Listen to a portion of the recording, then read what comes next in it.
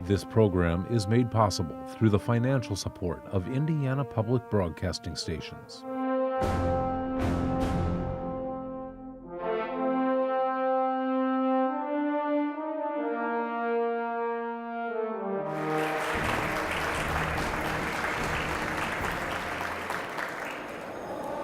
Gathered today in this historic Capitol building to consider higher education in 2015, we feel the weight of Indiana's history and the prospect of its future. We are mindful that both are written by men and women who dedicated themselves to learning, commerce, and public service. It's hard to be in this place and not honor those who generously shared their talents to make our state stronger and better. Past leaders like Eli Lilly, May Wright Sewell, Booth Tarkington, Madam Walker, and Herman Wells. And Indiana's living legends and contemporary leaders, such as Danny Danielson, a man whose life has embodied the intersection of business, education, and public service. He's an IU grad who served our country in the United States Navy and rose through the sales ranks to become president of Modern Fold Door in Newcastle. After nearly 30 years there, he became vice chairman of Citi Securities Corporation, Indiana's oldest and largest investment banking firm, and he's been there for 3 decades. He's certainly a man renowned for his visionary business acumen, but his legacy doesn't stop there. Danny was the chairman and longest-serving member of Indiana University's Board of Trustees. He has provided counsel and financial support for the development and growth of the IU East Regional Campus, the IU School of Medicine, and Ivy Tech's Newcastle campus. Currently, he is on the board of Riley Children's Foundation, chairman of the Walther Cancer Foundation, an elder in his church, and director of the Indiana Basketball Hall of Fame Foundation. If you can think of a business or education award, Danny has received it, including Indiana's highest honor, the Sachem Award, in 2009. Upon receiving it, these were Danny's words. The Sachem Award says that in Indiana, we value not only what people do, but how they live their lives. Danny sets the best example of anyone I know. He is 95 years young, and he is with us today. Please thank me and join me in thanking Danny for his leadership, public service, and commitment to higher education.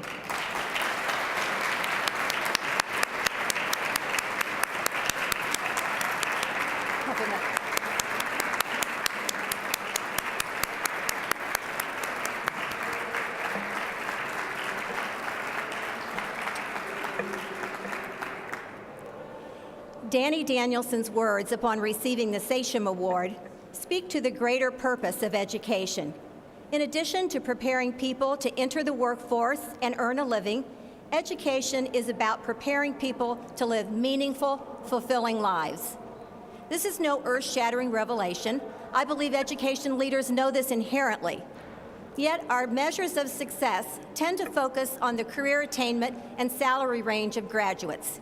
These are essential metrics for success that we capture in our return and investment reports, but they cannot be the only factors we consider. The challenge is this: how do we quantify something as fundamental but intangible as living a meaningful life? On this front, as on many others, Indiana is leading the way.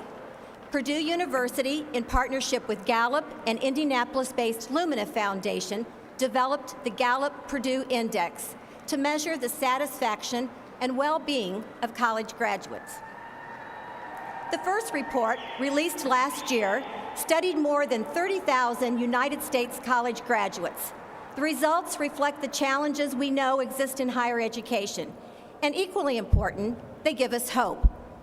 They show that students are more engaged on the job, in their communities, and in their personal lives when colleges meet their needs. And among all factors, the results highlight the value of strong student-faculty relationships, as well as the meaningful job-focused learning experiences before graduation. In short, the results confirm what we've known all along. Students get the most value out of their degrees and credentials when we give them the skills and attention and experience they need to succeed in their careers and in our modern economy. This truth is indisputable. The demand for more highly educated citizens is increasing, while opportunities for those without post-secondary credentials are declining. It's why we set a state goal of 60% of Hoosiers having a quality degree or credential by 2025, because that's what 2/3 of the jobs will require. More than ever, Indiana's prosperity and the opportunity for our citizens to live secure and purposeful lives depend on creating a culture that places a higher value on education, including credentials, certificates, and degrees. Are we making any progress in changing that culture? If asked to give Indiana a grade for our higher education progress, I would give us an incomplete. We have, in dramatic and important ways, shifted our focus from merely enrolling students to making sure they complete degree programs and credentials. Yet we have not yet seen the level of progress needed to adequately transform lives or our state's economy. While inching forward, we still rank in the bottom 10 states in terms of educational attainment. But while our education attainment may be near the bottom, our innovative policies and strategies aligned to student success are recognized among the top 10 in the nation. 3 issues are now driving Indiana's redesign of education: the value of college, the importance of timely completion, and the need to show knowledge. Is college worth it?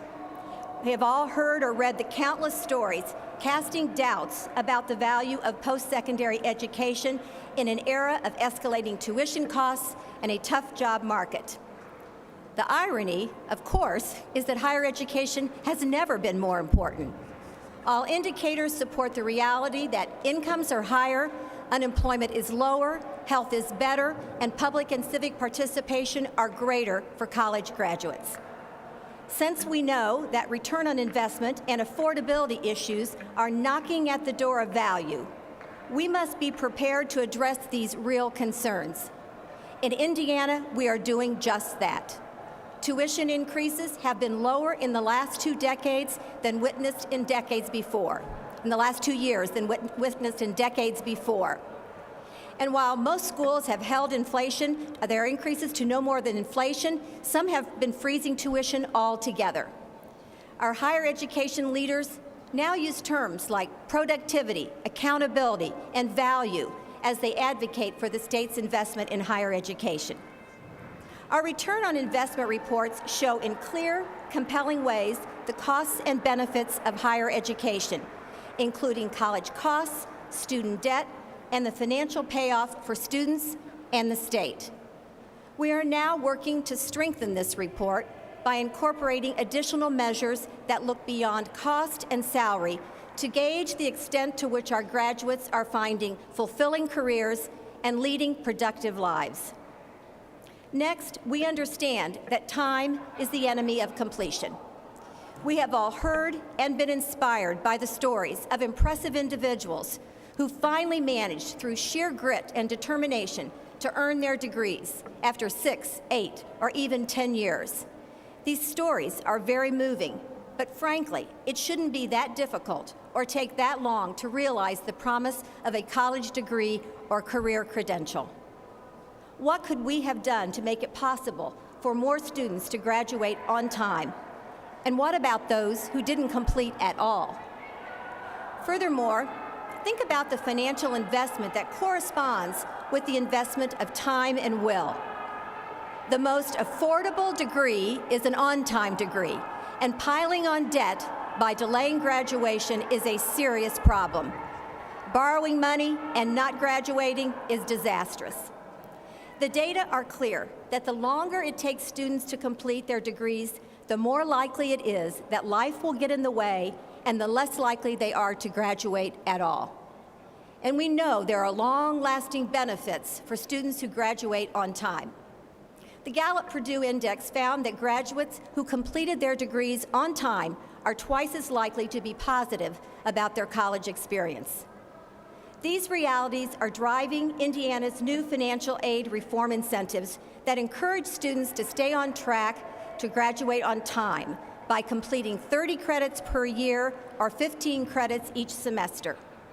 We're sending the same message home to all Indiana students through our state's 15 to Finish campaign.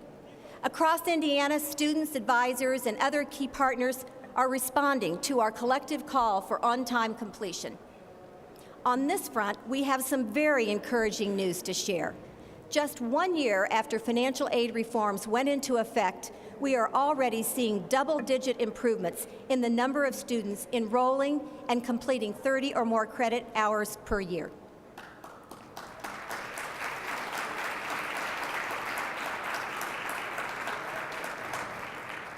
This is a giant step toward better graduation rates, more affordable college degrees, and a stronger Hoosier workforce.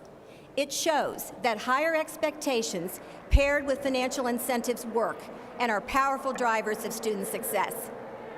Just as important, Indiana's colleges are responding in kind, with degree maps to get and keep students on track, streamlined degree requirements that reverse costly credit creep, and financial incentives for students. Our institutions are doing impressive work to encourage timely graduation. The third issue driving Indiana's higher education redesign strikes at the very heart of the higher education enterprise. Increasingly, employers, and as a result, the general public and policymakers are challenging the assumption that a college degree is the badge for knowledge. Whether they earn a credential in high school and go straight into a career or pursue a post-secondary program, the new standard for success is whether students can apply what they know outside of the classroom. To this end, all types of new measures of knowledge are emerging, and we expect this trend to continue. More and more employers are engaged in formal and informal on-the-job training, amounting to $590 billion annually nationwide. However, according to the Georgetown Center for Education and the Workforce, most of this investment complements rather than replaces a college education. What we're witnessing in Indiana is a blurring of the lines between education and employment.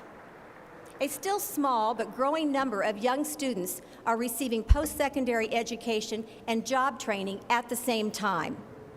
And more older adults are deciding to return and complete their education while working. Here again, our colleges are responding in significant and measurable ways. Indiana institutions are learning how to consider and measure the knowledge students bring to the table upon entering their programs. For example, we are providing college credit for members of our military through rigorous assessment of that knowledge. This work with military servicemen and women is informing our efforts to assess the larger student population, especially adults who return to attain a degree or credential. Knowledge has become the new currency, and regardless of when or how it was acquired, we must ensure that skills gained through work and life experience are considered and counted in moving students toward a quality degree.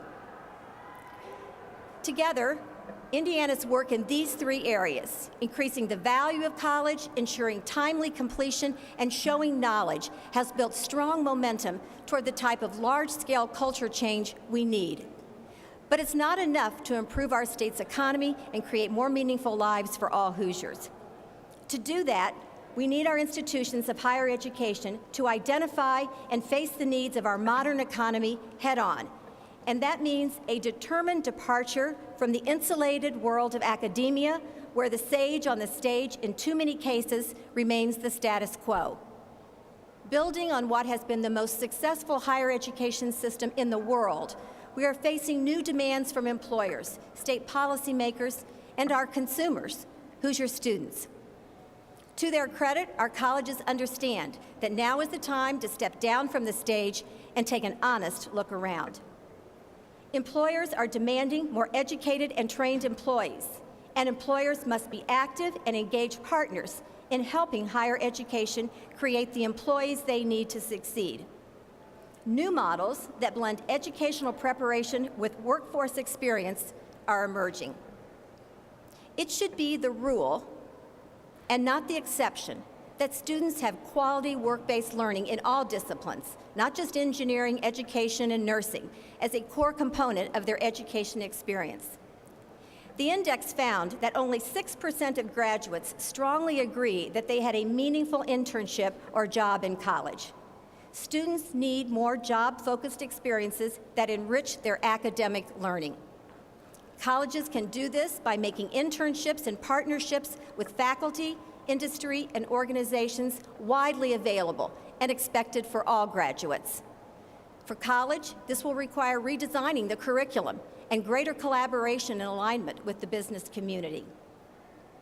Indiana's Career Council and 11 regional work councils are informing this important work and establishing these critical partnerships.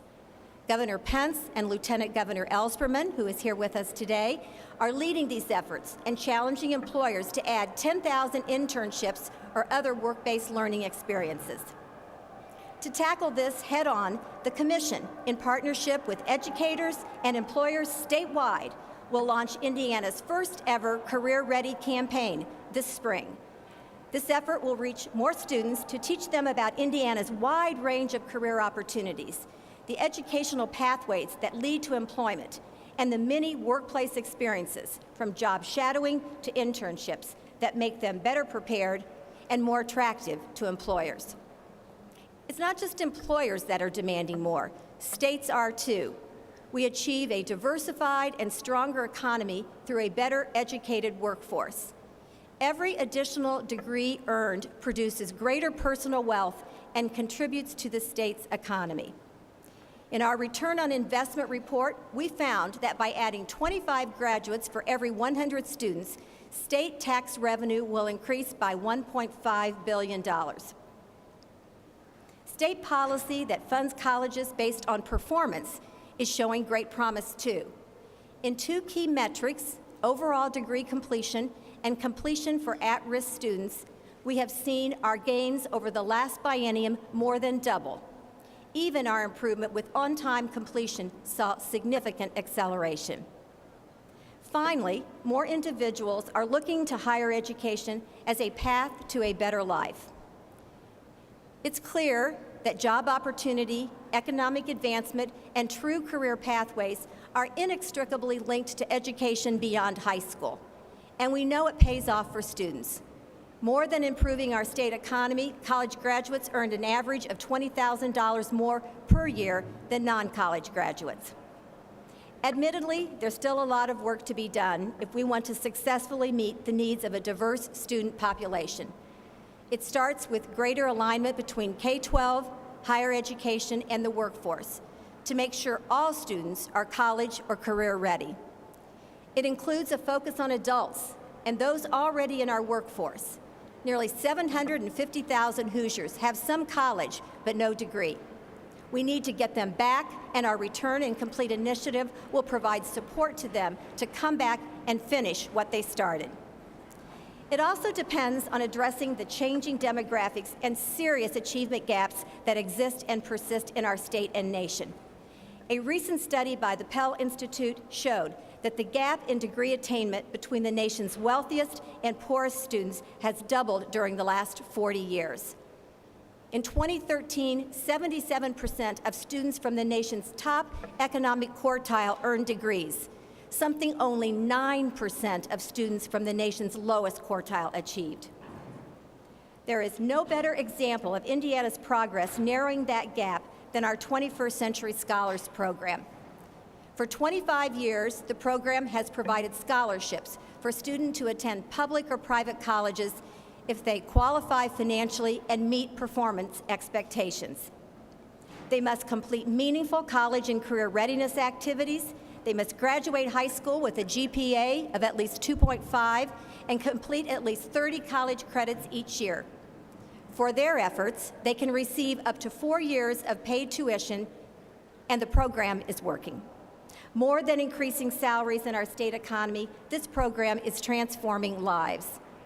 Recently, I received a message from one of our scholars, Brandon Morgeson. Brandon will graduate from Ball State University in May. His family's circumstances made him the primary caretaker in his household at an early age. He entered the workforce at 15. The 21st Century Scholars Program engaged Brandon before high school and kept him on track to graduate. It also opened doors for Brandon that would have otherwise remained closed, such as strong connections with professors and potential employers and an internship with the state senate. That internship led to a job as a session assistant. We managed to steal him away from the General Assembly for this address, and I'd like you to join me in recognizing Brandon for his efforts. Brandon?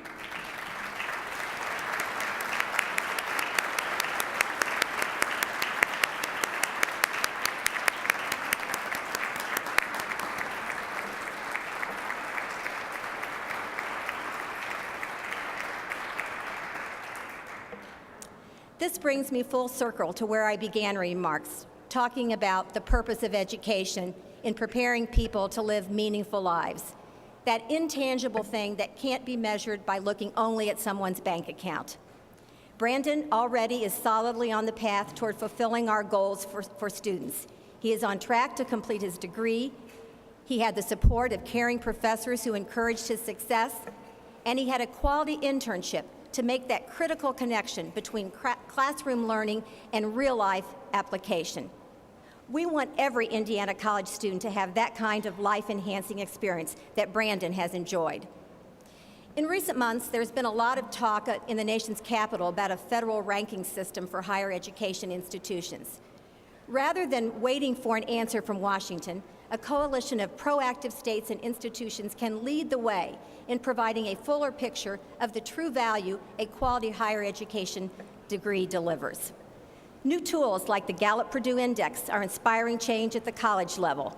Purdue is using the results to transform the student experience with more focus on faculty-student interaction, increased internships, on-the-job training, and the creative use of technology.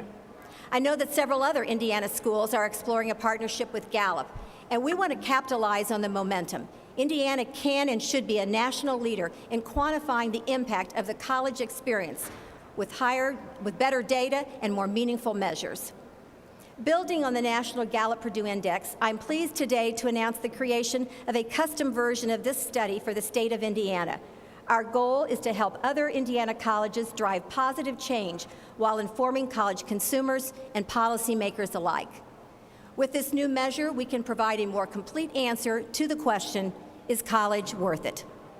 We recognize that there is a cost associated with this endeavor, which is why I'm also pleased to share that with funding support from USA Funds and Gallup, the Commission has negotiated a discounted price for colleges that sign up to participate before June 30th, 2015.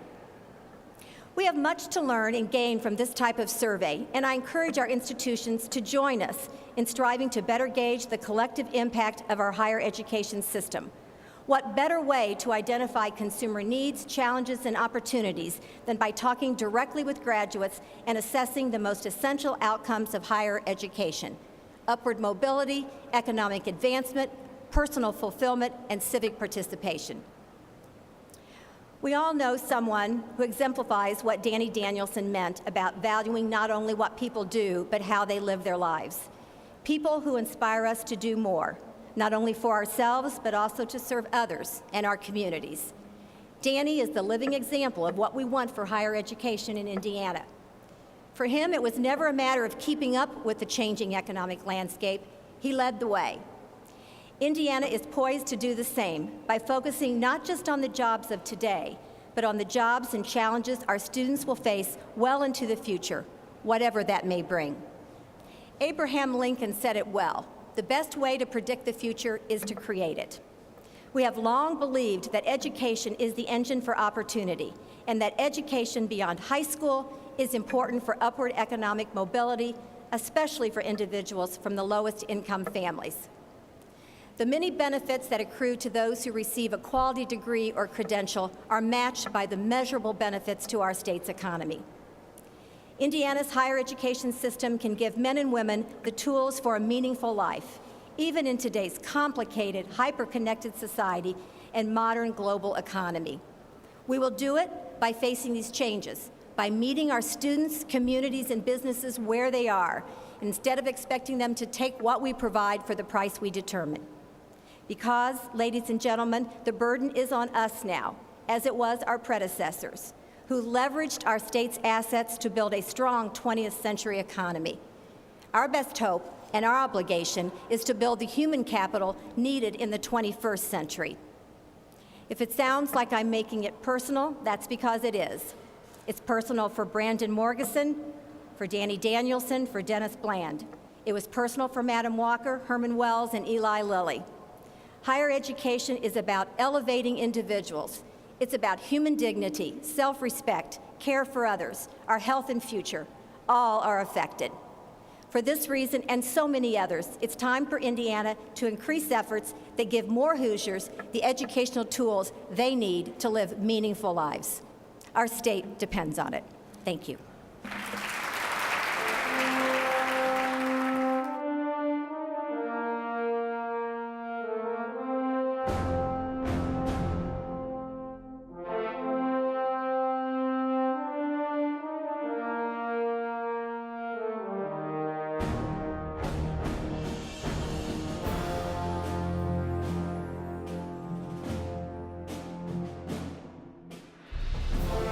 This program is made possible through the financial support of Indiana Public Broadcasting Stations.